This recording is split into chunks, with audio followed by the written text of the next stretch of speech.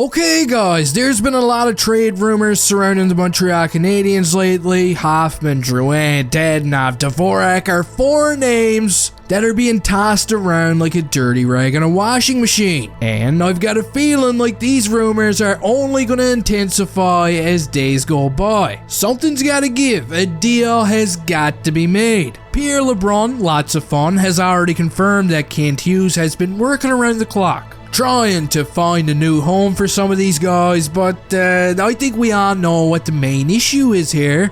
Is that, well, their value is at an all-time low. Okay, let's face the music here. The Canadiens are off to a better start than any of us had ever imagined. It's absolutely no thanks at all to the majority of the veterans on this team. The youth are leading the way. Mr. Mike Hoffman has been invisible on 99.9% of his shifts.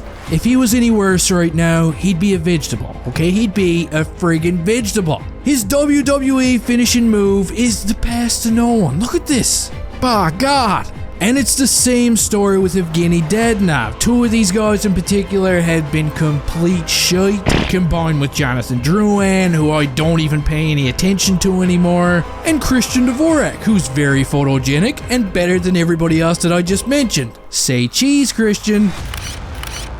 Selling any of these guys right now is like trying to sell snow in the North Pole, but I'm trying to stay optimistic here that at least one of them gets moved in the near future. So let's go ahead and talk about all 4 of them. I'll give my thoughts and you give yours in the land down under. Now, if I could pick one of them, just one, that I think could be of interest to another team around the NHL right now, while many of you may disagree, I'm gonna say Christian Dvorak.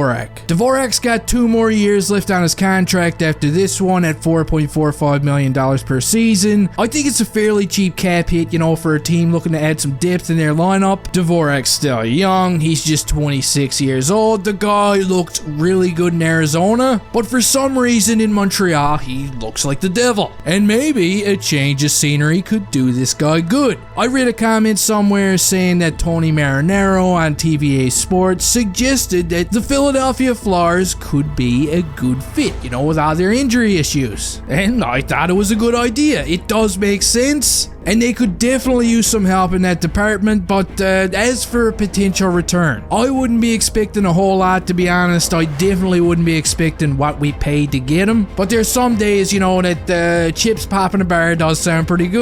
Moving on, now let's take a look at Mike Hoffman, who also has term. 1 more year left on his contract at $4.5 million per season. He's going to be 33 years old later this month. Don't wish him happy birthday, because his value is at the lowest of lows right now. Trying to trade Mike Hoffman is like fishing with your hook in the water with no bait on it. You're just sitting there hoping that something's gonna bite, but it ain't. Martin St. Louis has given this guy more opportunities than anybody else in the lineup. He's been on the power play, he's been on just about every line, including Nick Suzuki's. He's on the ice when the goalie's pulled, and he just continues to be pure diarrhea. Having an extra year on his contract only makes this one seem even worse. And at this point, it almost seems like there's just no escape from this guy. Do you put him on waivers? Do you buy him out? Or do you throw him out of the emergency exit on an airplane during your next road trip? Jeez. But anyway, let's move on to Evgeny Big Dadonov. And if you thought Mike Hoffman has no trade value, old Dadonov over here is probably even worse. He started this season playing on a line with Christian Dvorak and Brendan Gallagher, where he accomplished absolutely nothing. He spent a couple of games on the fourth line, then he got benched, then he had a mysterious illness and began complaining about his ice time, and his agent got involved.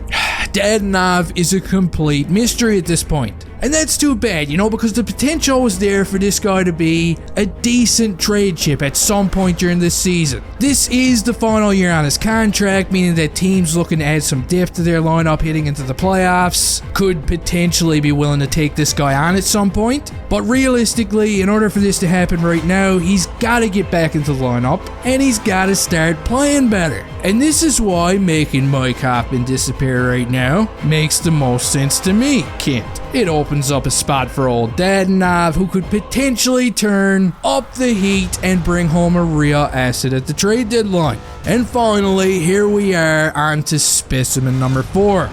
Good old Johnny Drouin, who's been my personal whipping boy over the past couple of seasons. But you know what? I've learned to expect very little from Drouin, okay? And that helps. He is what he is. This is the final year of his contract, and if you ask me, I think he's going to get moved at the trade deadline for sure. His value right now is still low, but hey, it's still way higher than Dadonov's at this point. And his value may still increase if A, he stays healthy, and B, he doesn't become a vegetable like Hoffman. And this is where I'm at right now with these guys. The players that are in their final year of their contracts, the Drouins, the Dadonovs, they're just not playing well enough to get any kind of serious value right now. I'd rather hold on to them temporarily, let them marinate a little bit, and see if they can up their production as we get closer to the trade deadline. But giving the guy like Mike Hoffman a boot and maybe trading Christian Dvorak,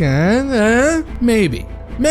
And that does it for this video, guys. Don't forget to let me know your thoughts down in the comment section. Maybe you guys love these guys. Maybe you don't agree with any of this at all, and that's fine. I want to hear all about it down in the comment section. Don't forget to scare the crap out of the like button on the way out of here, and hey, I'll see you next time.